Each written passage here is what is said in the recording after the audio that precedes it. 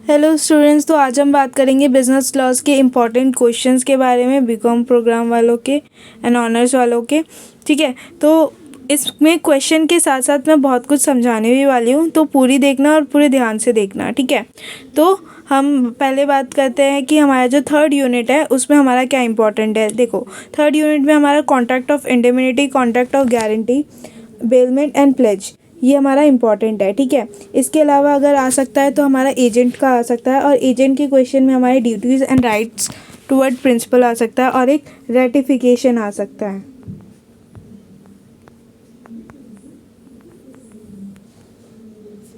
ठीक है, तो देखो सबसे ज़्यादा जो इम्पोर्टेंट है इसमें हमारा कॉन्ट्रैक्ट ऑफ इम्यूनिटी और गारंटी है। देन उसके बाद हमारा बेलमेंट और प्लेज आता है। इसमें हमारा एक बेली करके भी हमारा उसका आ सकता है। ठीक है, अब जो हमारा यूनिट 3 है उसमें कितना एक क्वेश्चन आएगा, सिर्फ एक क्वेश्चन आएगा हमारा यूनिट 1 से, क्योंकि वो हमारा 9 मार्क्स का है। ठीक है, क्वेश्चन पेपर में हमारा 9 मार्क्स का है उसका वेटेज, तो एक क्वेश्चन आएगा। तो अगर इन ये 3 टॉपिक तो ये तो हमारे है कि ये आएगा। ठीक है, उसमें से अगर आ गया तो अगर एजेंट का आ सकता है। ठीक है, अब एजेंट का भी अगर आ गया तो ऑप्शन में भी तो कुछ और होगा ना। ठीक है, तो हमारा इम्पोर्टेंट यूनिट 3 का इतना था। फिर उसके बाद हमारा यूनिट 2 के से क्या इम्पोर्टेंट है। यूनिट 2 से हमारा इम्पोर्टेंट है हमारा पहला सब्सिक्वेंट इम्पॉसिबिलिटी। ठीक है, देन उसके बाद हमारा सूट अपॉन क्वांटम मेरिट।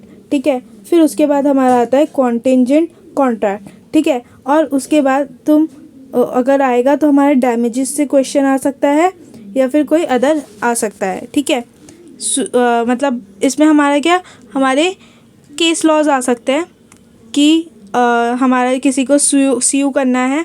ठीक है, उसके रेमेडीज़ क्या होंगे ये वगैरह, उसके केस लॉज रिलेटेड आ सकते हैं इसके। ठीक है, देन उसके बाद अभी तक तो आए नहीं है उसके केस लॉज, पर क्वेश्चन बन सकता है वैसा हमारा।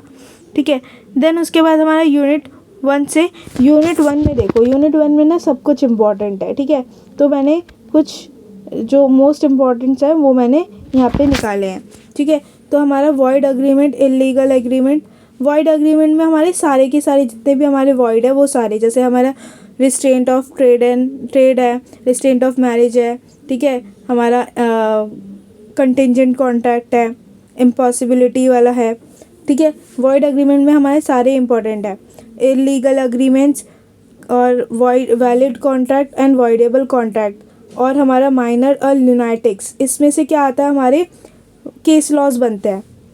ठीक है, इसमें से हमारे केस लॉज बनते हैं। देन उसके बाद हमारा एंडो इन्फ्लुएंस कोएजन। ठीक है, कंटिंजेंट कॉन्ट्रैक्ट्स और communication of offer acceptance and revocation of offer and acceptance. ठीक है, तो ये हमारा यूनिट 1 का था। यूनिट 1 में बाकी सब चीज़ें भी इम्पॉर्टेंट है, मैंने यहाँ से कुछ सिलेक्ट किया है। ठीक है, यूनिट 1 हमारा पूरा इंपॉर्टेंट, और ये हमारा वैलिड कॉन्ट्रैक्ट भी मैं बोलना भूल गई थी, ये भी।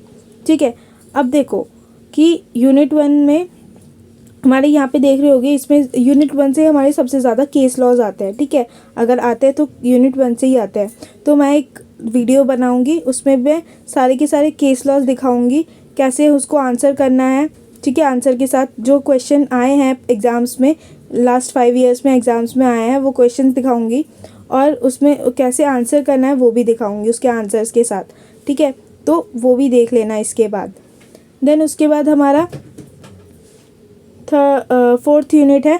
4th यूनिट में हमारा क्या इम्पोर्टेंट है, हमारा है गुड्स की, what do you understand by goods under contract, under sale of goods act. ठीक है, फिर उसके बाद उसमें गुड्स में असर्टेन एंड अनअसर्टेन गुड्स के डिफरेंस के बारे में भी क्वेश्चन आया है।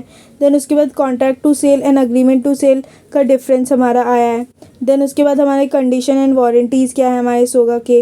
देन कुछ इम्प्लाइड कंडीशन है वो क्या है।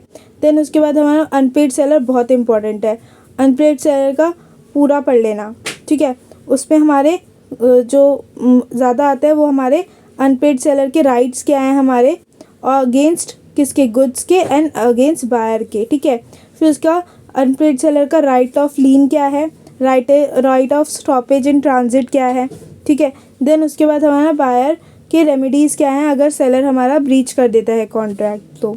ठीक है, देन उसके बाद हमारा लास्ट यूनिट 5th यूनिट है।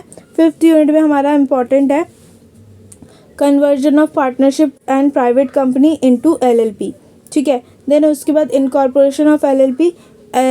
इनकॉर्पोरेशन ऑफ LLP हमारा पूरा प्रोसेस, फिर क्या चाहिए होता है हमें, ठीक है, कौन से फॉर्म्स हमें भरने होते हैं वो पूरा, ठीक है।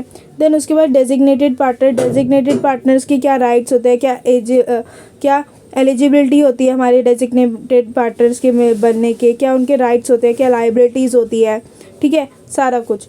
देन उसके बाद हमारा ट्रेडिशनल पार्टनरशिप जो है और LLP जो है उसका डिफरेंस आता है।